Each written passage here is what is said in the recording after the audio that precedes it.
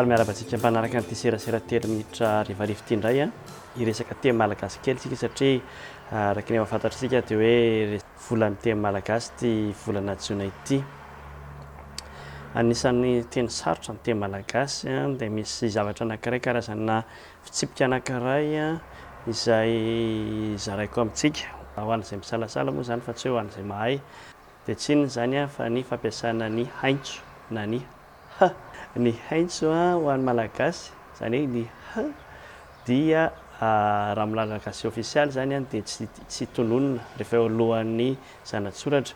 Amin'ny malagasy sasany anisan'izany ohatra ny Betsileo dia tononona be mihitsy ilay izy ary indraindray ary na toerana tsy misy haintso ary dia manjary lasa misy haintso, misy ohatra ny miteny hoe hanana.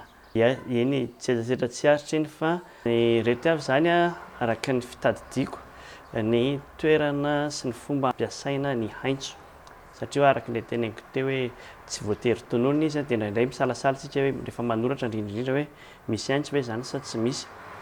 Ny voalohany indrindra aloha dia ny ao amin'ny filazana ny ho avy.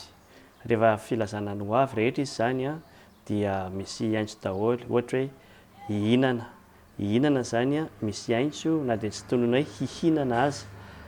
Averiko ihany malagasy ofisialy ohatran'izany koa andeha. Raha ohatra hoe andeha rapitso dia misy haintso zany na dia tsy voatonona aza. Izay zany anankiray ny fitsipika voalohany.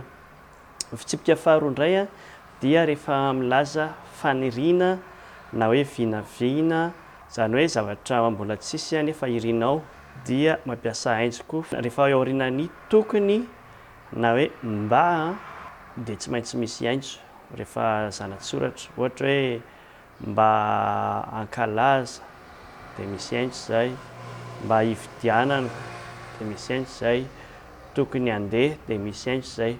Izay zany ny zavatra anankiray. Dia ny anarana sasany, misy ihany koa ny anarana sasany misy haintso izay sarotra ny manavaka anazy fa misy fitsipika fohifohy ihany koa. Rehefa ohatra ka averina indroa ny teny anankiray ka mitaky k na g dia misy haintso izy izay. Ohatra fotsiny hoe hanikanina, hanikanikena ohatra zany. Hanikanina zany, hanina zany misy haintso satria mitaky k ilay famerana anazy fanindroany.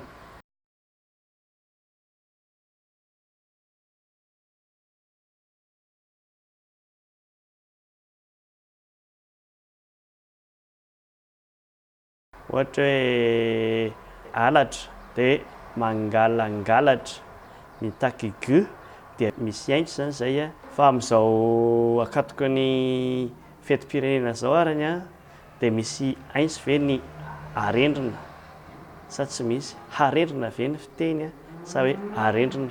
Dia anjarantsika mamaly anazy azontsika porofoina sy hazavaina eo amin'ny commentaire eo ambany. Dia misaotra antsika rehetra niaina hatramin'ny farany, metraka velomanay.